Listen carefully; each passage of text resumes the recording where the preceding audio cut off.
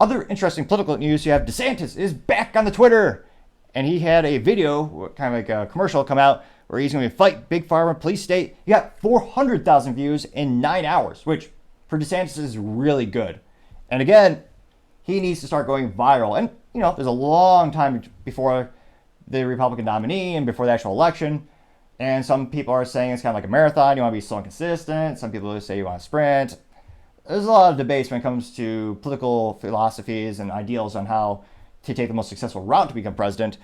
But this is what he needs to do, I believe, more consistently, is start to get his messages more out there so people can see him. And also, I don't know, just have a Red Bull or something. Get excited. I mean, this should be the pinnacle of your career where you're doing something you've never done before. I mean, the highest position in office, which I was going to say, maybe people might be a little bit dampened in terms of what that means nowadays based on the past presidents we've had, but it still means something, darn it. So I'll go ahead and I'll pull up his commercial. And this is actually on his profile. Most of the things we've seen from DeSantis was from the DeSantis campaign to the war room, because he has been occupied with, unfortunately, the tragedy in Florida with the hurricane.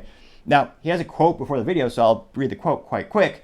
This is from DeSantis in his tweet saying, quote, "As Biden's biomedical state is chomping at the bit to bring back COVID-19 authoritarianism, we will continue to hold the line. As your president, I will usher in a reckoning for those who devise the failed and destructive biomedical policies that caused damage throughout the country, because until there is accountability, they will try to do it again." And again, in terms of response or the views, 400,000 in 9 hours, for him, that's really good. I'll play that really quick. When the world lost its mind, when common sense suddenly became an uncommon virtue. Indoor and outdoor venues should be closed. You know what our biggest enemy is in America? Our fellow Americans. Now is the time to do what you're told. You got to do something draconian. Florida was a refuge of sanity. Mandates, lockdowns, fines. We're just not doing that. They are not effective. Let me tell you that right now. I don't think government has a right to put these people out of work. If the rest of the country had done everything that Ron DeSantis said and did in Florida, we'd be in a much better place. If you're trying to deny kids a proper in-person education, I'm going to stand in your way. When Ron DeSantis decided to think for himself and use common sense, the experts said he was a murderer. Wrong again. Turns out Florida handled COVID the best. If you are trying to lock people down, I am standing in your way. Music is quite good as well, I have to say that. It's hard to find these in Florida. Just when you thought COVID madness was in the past, the pandemic was over, we keep getting pulled back in. Joe Biden is pushing new shots, and the media is demanding you break out the masks. Those policies were destructive for this country. They hurt people. They hurt our economy. We're going to bring a reckoning to this health bureaucracy and this medical swamp. As your president, I will never let the deep state bureaucrats lock you down. You don't take somebody like Fauci and coddle him. You bring Fauci in, you sit him down, and you say, "Anthony, you are fired."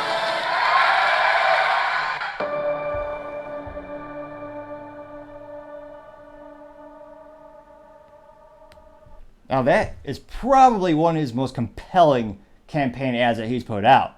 And there's a lot of people tuning in because, again, a lot of businesses were destroyed during the lockdowns when the government, with the force of a gun, they actually said, you have to shut down or else.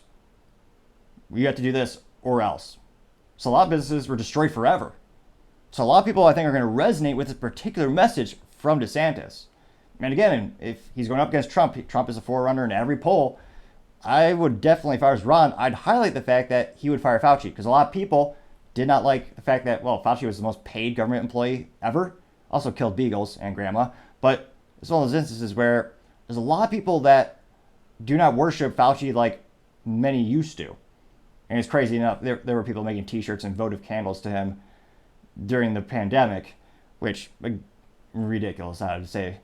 So I think a lot of people are going to resonate with this particular message. A great move on the political chessboard, because again, I think he needs to get better when he's interacting with people in terms of being energetic. But in the commercial he just put out, again, some of those are clips from debates and such, he looked energetic, which is what he needs. He needs that. They just need to invigorate that into his campaign, because again, that was something that was lacking during his his campaign's had a lot of issues. When he kicked it off on Twitter, where he just didn't sound enthusiastic. Again, it was only audio, wasn't visual on Twitter. For that, what was supposed to be a big announcement, everyone kind of already knew. So for a while, his campaign felt like it was running out of gas, so to say. And I think this is going to be, he needs more commercials like this that highlight he really needs to focus on the successes he had as a governor and say how he's going to translate that into the country's success. That's going to be the key, I believe, to his messaging, is highlight that. Because again, he has had a good run in Florida. He won in record numbers. A lot of people who were Republicans moved to Florida, partially because it's already a Republican place. But he did have massive success. So it'll be interesting to see how many people does this really resonate. Well, let's go to the comments and find out. So, in terms of the specifically 405,000 views in 9 hours, quite good. He got 3,976 likes. So, not the best ratio at 0.98%, but not the worst. We saw 0.03 when it comes to Liberty Safes. Perhaps that'll be the business blunder of the century. It'll be interesting to see. I'm waiting for their sales to come out, and perhaps for the reviews to drop precipitously to put it specifically in the business blunder. But it was for sure. But I digress for now. When it comes to the responses, you have someone by the name of Unfiltered Boss saying, quote, "Trump, we need a reckoning for what they are doing to me. DeSantis, we need a reckoning for what they're doing to you. The choice is clear," unquote. That person got 80,600 views and 641 likes, which that's a lot of views and likes. Now that gives them a ratio of 0.79%. Pretty good. Not the best. Did not beat DeSantis, but now you have Chris Loshiff saying, quote, "It's important to recognize that the suspension of our constitutionality protected liberties is never an option regardless of how unprecedented a crisis is. It can never happen again," unquote. Always gotta like when there's grammar in there. It's like, try to read it word for word, but some of the grammar just, Now, nevertheless, this person got 2,688 views and 137 likes. So that gives them actually a really good ratio at 5.1%. Pretty darn good.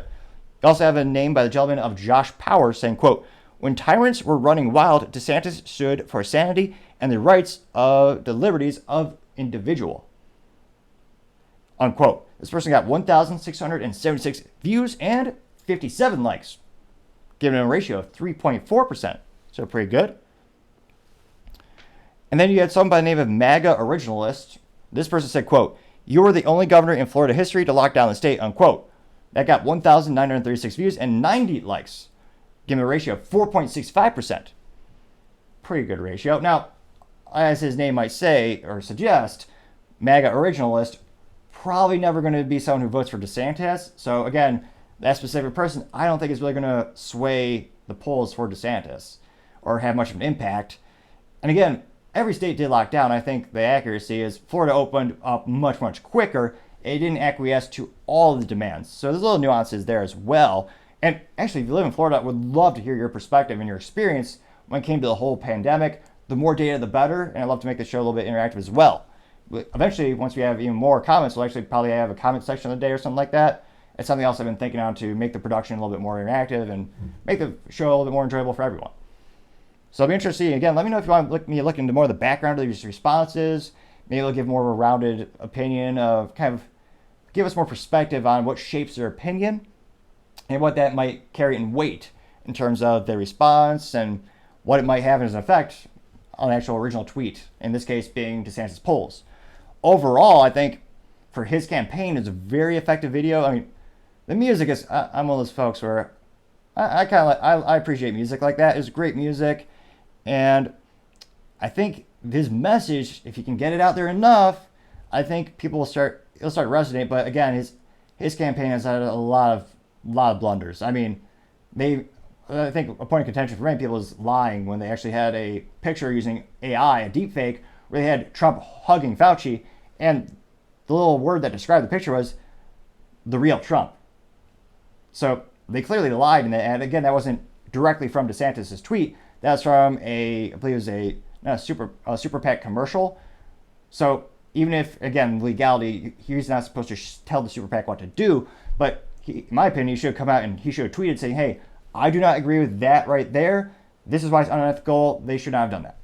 And personally, I don't think anyone should be able to be using AI when it comes to politics because the average consumer does not have the technology to detect a deepfake. Some of them are pretty obvious. They're not all great. Some of them are pretty cumbersome. They'll have an extra hand or something. So those are easy to spot. But as the technology moves more and more quickly and advances more and more, and it'll get to the point where the average consumer will have access to unprecedented amounts of AI capabilities and deepfakes, that's where it's going to really, I think it's going to start swaying elections, and it's going to be a very precarious situation. I don't think campaigns should be able to do that on either side. But it'll be interesting to see. I think maybe he'll go up 1% of the polls, maybe 2 in the next couple of weeks. Let me know in the comments. Do you think will this help turn around his trajectory and get him to increase in the polls? Which again, he needs to close that gap because again, right now, I mean, some polls have him at 30 plus points behind Trump. I know there's a lot of legality and a lot of uncertainty around what's going on with Trump in terms of he's going to be locked out of the campaign. Some states are even threatening to get him off the ballot altogether. It will be interesting to see where the conversation goes from there and what happens in that regard. But that's just my political 3 cents. It used to be 2 cents, but all-time hyperinflation, gotta do 3. Thank you everyone again for taking the time to tune in. We're trying to get to 4,000 subscribers by the end of September. I know it's a tall order, but every click counts. Also, I especially appreciate you taking the time to like and comment. Feedback is always important. It helps the channel grow and develop. It even helps me improve everything from slowing down my speech to trying to be more concise with my speech and try to articulate so you can actually hear me a majority of the time. And my goal is to keep improving that skill set throughout the show. Also, don't forget to take the time to tell your family, tell your friends, tell your coworkers, heck, tell your enemies, tell anyone and everyone. Just stay safe and fight the good fight.